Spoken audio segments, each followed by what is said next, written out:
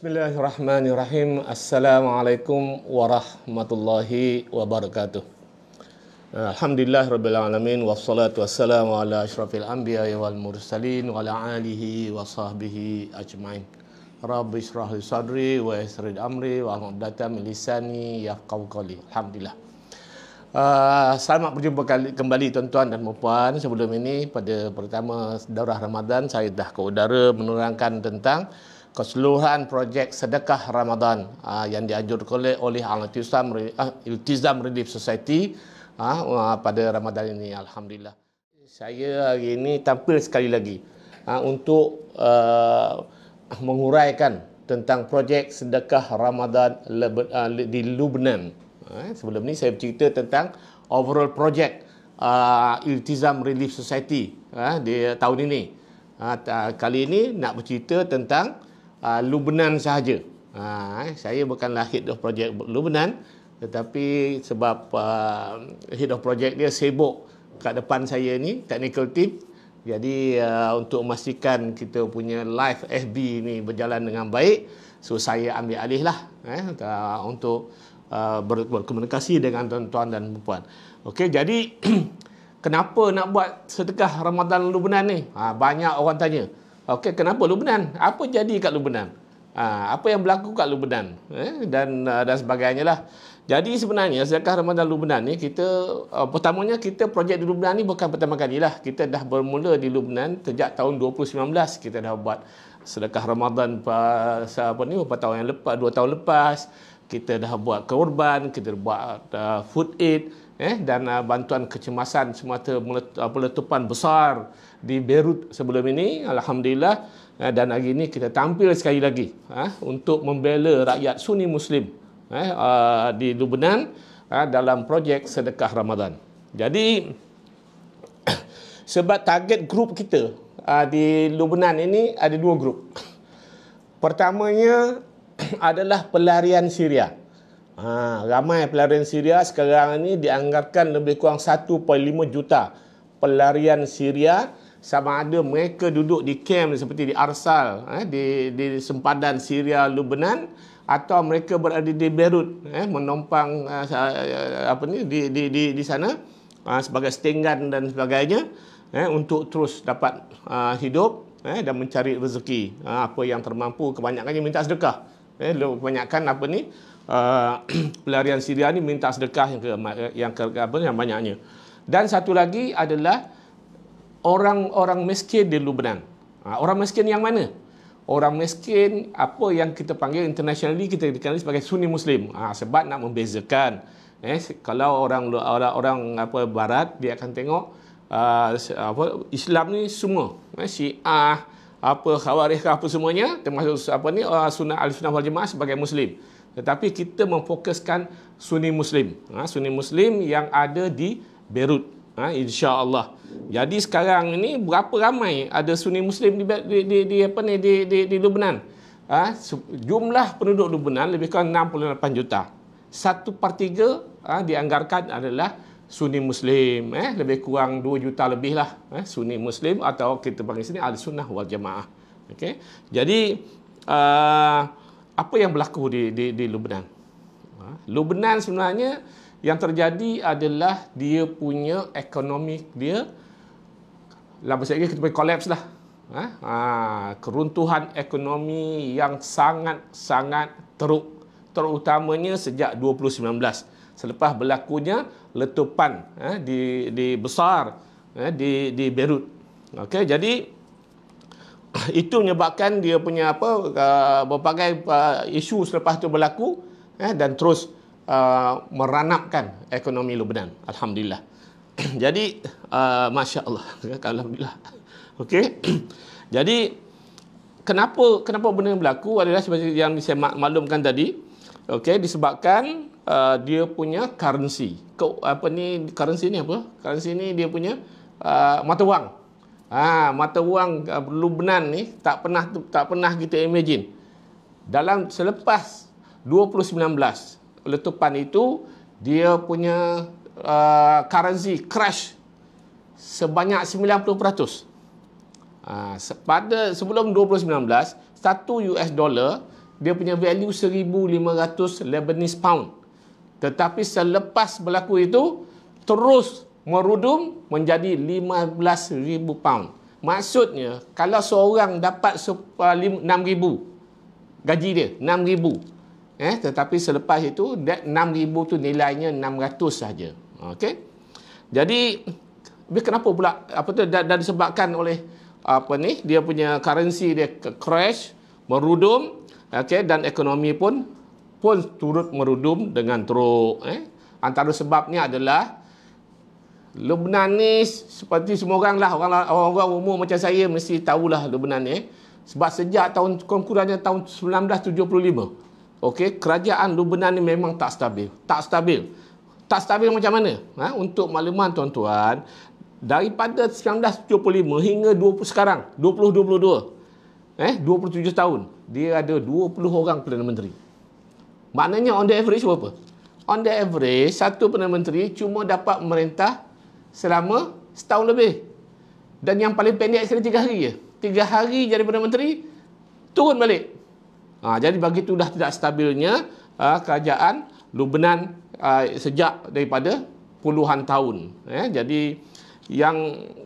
Jadi banyaklah yang berlaku. Antara yang berlaku adalah memang pernah dengar dulu dia punya Perdana Menteri Rafiq Hariri dibom, ada truck bom dekat roundabout, dia lalu bom meletup. Okey, dan dia mati di situ. Inilah kata Perdana Menteri terbaik Lebanon, memerintah selama 2 kali sebagai Prime Minister dan 20 tahun 10 tahun sebagai Prime Minister, dan akhirnya dia mati dan dituduh dibunuh oleh puak Syiah yang dibantu oleh pihak Syria. Ini kena cerita pasal politik lah. Sikit nak tahu kenapa ekonomi Lebanon ni merudum, yang menyebabkan currency dia jatuh dan pelbagai peristiwa lagi yang berlaku di Lebanon. Dan yang keduanya, sebab political unstable government tadi, political turmoil yang tak habis-habis berpuluh-puluh tahun, adalah sectarian violence atau antara pihak-pihak kumpulan-kumpulan besar di Lebanon ni, mereka tidak bersatu hati. Okey, sentiasa bergaduh sama sendiri. Ada 3 kumpulan besar di Lebanon, iaitu Syiah, Kristian, Sunni Muslim. Lebih kurang sama kuat. Jadi apa yang berlaku adalah sebagai penyelesaian kepada masalah politik, masalah ekonomi, masalah kerajaan yang tidak stabil di Lebanon. Okey, mereka duduk dan mereka atas bantuan kuasa-kuasa regional power. Mereka bersetuju penyelesaiannya adalah kerajaan yang berkuasa, jawatan penting bagi 3. Presidennya mesti Kristian, Perdana Menterinya mesti Sunni Muslim, Speaker Parlimen mesti Syiah. Tetapi rupa-rupanya sampai sekarang pun kerajaan masih tidak stabil. Kerajaan yang baru dilantik sekarang ini tidak dapat bersidang sampai sekarang.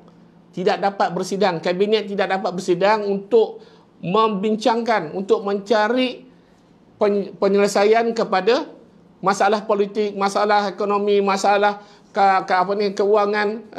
Tak boleh, dah 3 bulan dah.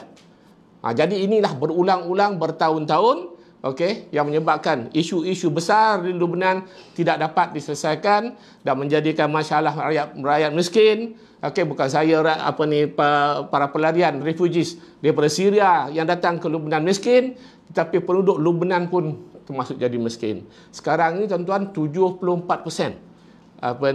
penduduk Lebanon dikatakan berada di bawah kadar kemiskinan B40. 74%. Termasuklah sebahagiannya adalah mereka yang dulu M40, M40. Penduduk rakyat pendapatan sederhana sekarang dah tergolong dalam B40.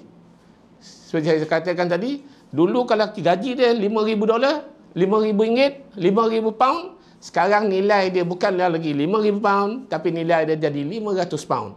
Ada seorang housewife being quoted by Khabar lah. Dia kata dulu, dia ni cikgu, dia suami isteri cikgu, dia kata dulu gaji kami cukup untuk sebulan. Gaji kami untuk cukup sebulan. Sekarang gaji yang sama, jumlah sama, tapi tidak mencukupi untuk pergi pasar raya beli barang sekali. Macam itulah. Jadi gaji dia pergi pasar raya sekali, habis tak cukup duit tu. Jadi itulah berteruknya kemiskinan, dan antara yang menyebabkan Iltizam Relief Society merancang atau telah mengadakan program-program bantuan di Lubnan. Dan keadaan ini mereka teruk. Okey. Dan of course lah, kenapa Lubnan ni tak boleh selesaikan masalah dia? Antaranya adalah campur tangan regional power. Regional power daripada dulu, daripada Hafiz al-Assad masa dia memerintah Syria, daripada Saudi Arabia, daripada negara-negara sekeliling tu, semua nak campur tangan, semua nak ambil kuasa di Lebanon, menyebabkan kacau bilau, dan tak dapat nak selesai masalah. Jadi inilah keadaan mereka yang berlaku di inilah keadaan yang berlaku di Lubnan sekarang. Menjadi orang kata alasan utama kita nak ambil nak bantu Sunni Muslim yang kebanyakannya miskin tadi, dan juga pelarian Syria yang berada di Syria, di Lubnan. Dan sekarang ni tuan-tuan, berapa nilai dia? Nilai mata wang dia. 2019 saya sebutkan tadi, nilai mata wang dia $1 1,500 Lebanese pound. Lepas itu, selepas 2019, 2021, dia punya nilai dia jadi 15,000 pound. 2022 ni nilai dia adalah 33,000 pound. 33,000 pound Lebanon. $1. Tuan boleh bayangkanlah. Macam duit Jepun masa Perang Dunia Kedua. Tak ada gunalah, sampah. Masuk dalam buku sampah je. Itulah keadaannya sekarang. Jadi kita nak dan keadaan juga ini menyebabkan inflasi, terutamanya harga makanan. Inflasi harga makanan ini sekarang ini adalah sebanyak 400%. Kira sendirilah. Jadi ramai orang tak mampu untuk membeli barang makanan untuk harian mereka. Okey. Jadi apa kita nak buat? Apa kita nak buat Ramadan ini? Ramadan ini insya-Allah kita akan buat sedekah Ramadan di Lubnan, di Beirut, tempat yang yang ramai Sunni Muslim dan juga ramai pelarian Syria, iaitu di Bekaa Valley.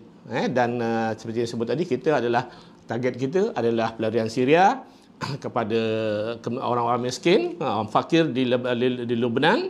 Dan apa yang kita nak bagi, kita punya Ramadan ni sebenarnya biasalah, seperti kita war-warkan sebelum ini, kita akan bagi food pack. Food pack cukup untuk sebulan. Makan orang Arab lah. Okey, makan orang Arab. Dan kita akan bagi makanan panas untuk berbuka puasa. Ambil kesempatan ini, seperti yang dibacakan oleh Ustaz semasa sedekah Ramadan tadi, bahawa siapa yang bagi makan kepada orang berpuasa, dia akan dapat pahala orang yang berpuasa tersebut tanpa mengurangi pahalanya. Ini dah kelebihan yang kita ada. Jadi kita ambil peluang ni, cepat-cepat menyumbang untuk sedekah Ramadan ini. Dan satu food pack lah RM130. Kalau rasa RM130 mahal, tak apa, bagi RM10 dulu. Bagi RM10 dan kita akan campurkan yang banyak untuk kita bantu satu keluarga. Dan juga tadilah masakan panas tadi, RM18 satu pack. Okey, RM18 satu pack. Dia bukan untuk makan seorang, boleh makan 2 orang, 3 orang, insya-Allah. Okey. Jadi berapa banyak kita nak ni sepanjang Ramadan ni, rancangan awal kita nak mengedarkan 300 pack makanan panas satu hari selama 10 hari. Jadi 3,000 lah. 3,000 darab 18. Tuan-tuan boleh kira sendirilah. Tetapi kalau sumbangan banyak, kami akan panjangkan sehingga hujung Ramadan. Tetapi kita ada food pack. Ada food pack yang akan kita edarkan kepada lebih kurang 350 keluarga. Kita harapkan keluarga-keluarga tersebut dapat berpuasa, dapat berbuka dengan makanan yang sedekah, tuan-tuan sedekahkan sepanjang Ramadan. Jadi sebelum ni saya cakap tadi, dengan harga makanan 400% lebih mahal, duit tak ada, mereka tak bekerja dan sebagainya. Tapi sekurang-kurangnya 1 bulan Ramadan ini mereka boleh berpuasa Ramadan dengan tenang. Ada makanan dekat rumah. Ada makanan dekat rumah. Jadi berapa ramai target kita? Kita target kita, tuan-tuan, orang-orang yang akan kita bantu di Lubnan ini adalah seramai 11,100 orang. 11,100 orang. Jadi ini yang kita nak seru, tuan-tuan, sebab kita sekarang ni kita hari ni Jumaat kan? Jumaat 25. Jadi Jumaat 25 hari bulan ni kita akan mula menghantar sumbangan di 10 negara yang kita buat sedekah Ramadan, termasuklah Lubnan hari ni, dan mungkin berlanjutan sehingga hari Isnin atau hari Selasa. Okey, untuk kali ini kita akan membantu lebih kurang berapa ribu? 50. Saya semak sekejap, tuan-tuan, supaya kita tak silap. 57,000 lebih, dan saya itu sebanyak 57,780 orang di 10 negara. Kita akan hantar mulai hari ini. Okey, dan ini kita memerlukan perbelanjaan lebih kurang 185,000, 185,000, dan ada yang kita pun persiapan sedang berjalan. Saya pun dah terima gambar-gambar persiapan oleh rakan-rakan kongsi kita di 10 negara ni. Ada yang dah siap dia punya dapur dia lah. Ada yang dah start beli makanan, ada yang volunteer kita dah siap dengan uniform Iltizam Relief Society. Jadi persiapan kita memang tip top. Memang memang berada di tahap yang sangat baik, supaya sedekah Ramadan, tuan-tuan dan puan kali ini dapat kita hantar, dapat amanah tuan-tuan, dapat kita edarkan, dapat kita laksanakan dengan baik. Jadi kita mohonlah, jadi sekarang ini, hari ini ada masa lagi untuk penghantaran minggu pertama. Ini bukan dahuluman. Ini minggu pertama. 7 hari pertama kita dah mula hantar hari ini. Sebanyak saya sebut tadi 185,000. Jadi kita, kalau tuan-tuan menyumbang sekarang, dan cukup kita 185,000 ni cukup. Dan kita akan lebih tu kita akan bawa ke minggu kedua pula, iaitu 8 hari bulan hingga 14 hari bulan. Untuk 8 hari bulan hingga 14 hari bulan ni kita perlukan lebih kurang 250,000, tuan-tuan. Lebih sikit. Lebih sikit sebab makin lama makin banyak kita akan bagi ni. 250,000 ringgit, dan kita akan bantu seramai lebih kurang 80,000. Dan kita akan update. Kita akan update dari masa ke semasa tentang tapi tetap 10 negara, insya-Allah, seperti yang kita buat telah. Jadi untuk sepanjang Ramadan ini kita akan membantu lebih kurang 300,000. Lebih kurang perancangan kita untuk membantu 300,000 umat Islam yang sedang berpuasa di 10 negara, termasuklah negara kita Malaysia. Termasuklah negara kita Malaysia. Kita memerlukan lebih kurang 1.2 juta. Kita perlukan 1.2 juta ringgit. Jadi usaha-usaha ini kita akan jalankan berterusan. Kita akan hantar duit awal, perancangan dapat dilaksanakan. Jadi tuan-tuan jangan bimbang. Kita dah 10 tahun melaksanakan kerja ni. Jadi kita dah banyak pengalaman, dan kita punya rakan kongsi kita di 10 negara ini pun dah kira expert dah. Dan mereka adalah orang yang kita dah lama bekerjasama, dan mereka boleh diyakini dan mereka boleh melaksanakan kerja-kerja ini dengan baik. InsyaAllah kami doakan tuan-tuan semua sihat walafiat, dapat sampai ke Ramadan yang tak lama lagi, 8 hari lagi Ramadan, semua sihat sampai ke Ramadan, dapat berpuasa Ramadan dengan baik, lebih baik daripada tahun-tahun sebelum ini, dimurahkan rezeki, okey, dan dirahmati. Dan di hujung Ramadan, kita sama-sama doa supaya moga-moga Allah kurniakan takwa kepada kita semua, dan Allah buka semua pintu syurga, Allah tutup pintu neraka, Allah ampunkan dosa kita, dan mudah-mudahan kita mohon kepada Allah SWT nanti kita sama-sama boleh dapat masuk syurga dan berjumpa kita di syurga nanti insya-Allah. Wabillahi taufiq wal hidayah. Assalamualaikum warahmatullahi wabarakatuh.